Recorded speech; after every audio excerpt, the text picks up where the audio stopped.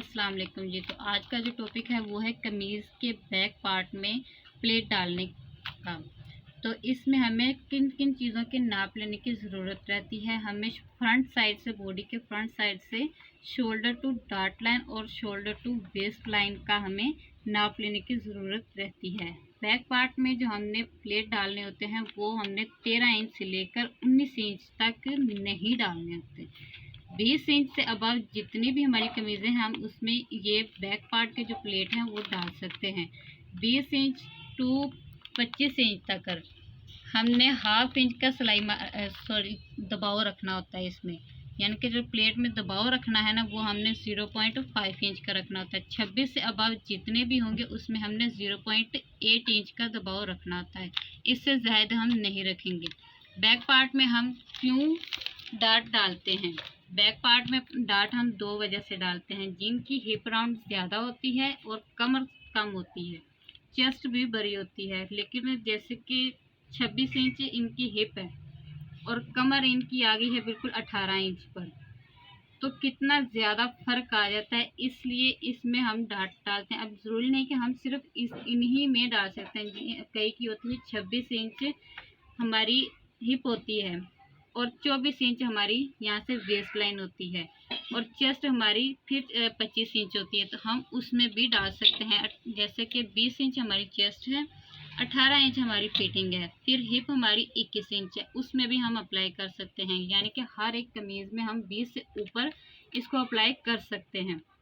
इससे ये होता है कि जो औरतें फ्रंट में प्लेट डलवाना पसंद नहीं करती, वो कहती हैं कि हमारी फिटिंग ज़्यादा बन जाती है और वो पहनना वो पसंद नहीं करती, लेकिन वो चाहती हैं कि हमारी कमीज़ हल्की सी फिटिंग में आ जाए, ज़्यादा फिटिंग में नहीं, हल्की सी फिटिंग में आ जाए। तो इसलिए हम बैक में प्लेट लाजमी डालते हैं। एक वजह ये होती है और एक वजह उन औरतों की होती है जो चेस्ट की जो थोड़ी हैवी होती है, उनके जो फ्रंट नेक होता है वो पीछे की तरफ भाग रहा होता है। ख़ास करके उनको यहाँ से जो नेक ये राउंड होगा ना जब, तो यहाँ से फिर इस अंदर की तरफ इस तरह पीछे की तरफ खींच लगती है। वो इसी वजह से लगती है कि यहाँ पे आपने उनके जो थोड़ा सा मार्जिन एक्स्ट्रा होता है ना वो आपने नहीं रखा हुआ होता।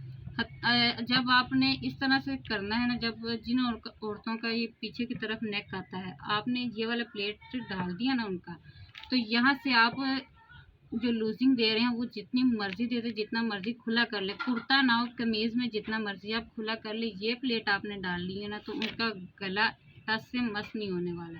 अच्छा जी, तो सबसे पहले अब हम प्लेट को डालने का टॉपिक आपको जो समझाने वाले हैं वो समझते हैं।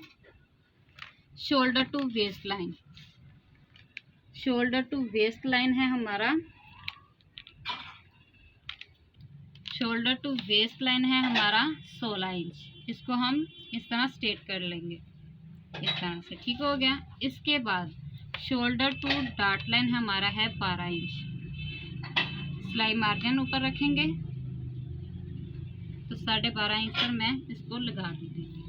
बैक का जो पार्ट बैक में जो होता है हमने 8 इंच का या 7 इंच का डालना लाजमी प्लेट होता है लंबाई में, ठीक हो गया। अब मैं ये जो मेरी वेस्ट लाइन की लाइन है ना, इससे मेरा ये डार्ट पॉइंट का भी मैंने नाप ले रखा है।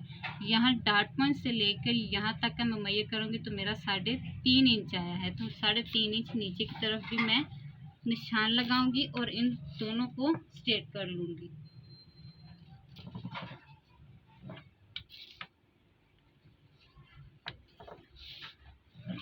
इस तरह से इसकी जो विड्थ है वो आप अपनी निपल टू निपल नहीं करेंगे। आप जो ये होंगे, अगर आपकी जो फिटिंग है वो थोड़ी है, यानी कि आपको समझ आ रही है कि जैसे 18 इंच है, 19 इंच है, तो इनमें आप 3 इंच की दूरी से आप प्लेट डालेंगे। अगर आपकी थोड़ी सी 22 इंच तक है तो आप 3.5 इंच डालेंगे। अगर आपकी इससे ज़ायद है तो आप 4 इंच तक यहाँ से विड्थ आप अपनी छोड़ सकते हैं।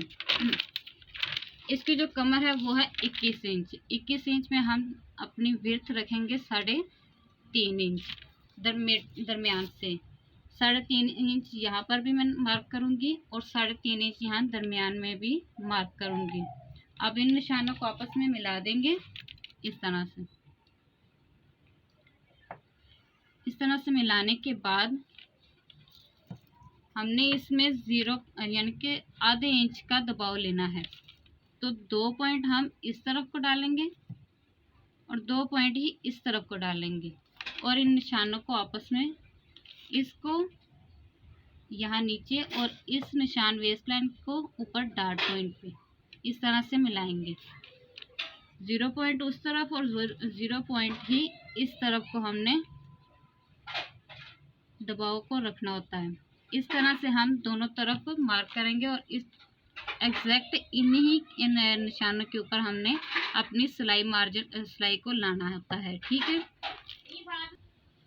अच्छा जी, तो ये देखें, इस तरह से हमने बारीक सिलाई से शुरू करना है और यहाँ से 0.2 का मार्जिन रख कर यहाँ से फिर कर्व करते हुए यहाँ तक आना है। लेकिन इस प्रोसेस में हमने जो ये कॉर्नर यहाँ पर बनना है ना, ये नहीं बनने देना। यहाँ पर हमने गुलाई देते हुए जाना है। इसी मार्क को हमने दूसरी तरफ भी मार्क कर लेना है। ये ले जी, इस तरफ भी मार्क कर लिया मैंने और इसी के मेजरमेंट से मैंने इस तरफ भी निशान को उतार लिया। अब मैं इसमें सिलाई लगाऊंगी। ये देखें जी, बिल्कुल ये किनारे पर रख कर आपने सिलाई अंदर करनी है और इसको सिलाई करते हुए आना। ये देखें जी, इस तरह करते हुए ये 2 पॉइंट की जो हमने निशान लगाया था वहाँ तक आकर गुलाई में फिर इस तरह घुमाते हुए इस तरह से, ये देखें जी, इसकी तरह मैंने ये वाला भी प्लेट डाली है। देखिए, मैंने इसमें मार्जिन बिल्कुल ही 0 पॉइंट यानी कि आधे इंच का दोनों तरफ ही मैंने रखा है और फ्रंट साइड पर इसका कोई फ़र्क नहीं आया। ये देखिए, ये बॉर्डर से बॉर्डर ही मिल रहे हैं। बिल्कुल हल्का सा इसमें कपड़ा लिया है, ज़्यादा नहीं। इससे ये होता है कि जो आपकी कमीज़ की एक लुक होती है वो बहुत ही नाइस आती है। उम्मीद करती हूँ जो आज का टॉपिक आपके लिए बहुत ही हेल्पफुल रहा होगा। जो आपका है कस्टमर, अगर आपका कोई कस्टमर है तो आप उस पर ये अप्लाई करके देखिएगा आपका जो कस्टमर है वो आपके पास दोबारा आएगा। क्यों आएगा कि आपने जो उसकी कमीज़ की जो लुक बनाई है ना, वो बहुत ही नाइस और बहुत ही अच्छी बनाई है। इसलिए आपने ये वाली जो है ना, कस्टमर के ऊपर लाजमी इसको अप्लाई करना है। तो मिलती इसी तरह मैं आपके लिए नए से नए आइडियाज़ लेकर आती रहूँगी। उम्मीद करती हूँ कि आपको मेरा आज का जो टॉपिक है बहुत ज़्यादा पसंद आया होगा। अगर पसंद आया तो चैनल को सब्सक्राइब कीजिएगा, लाइक कीजिएगा, शेयर कीजिएगा और कमेंट कीजिएगा। मिलती हूँ नेक्स्ट टॉपिक में। अल्लाह हाफिज़।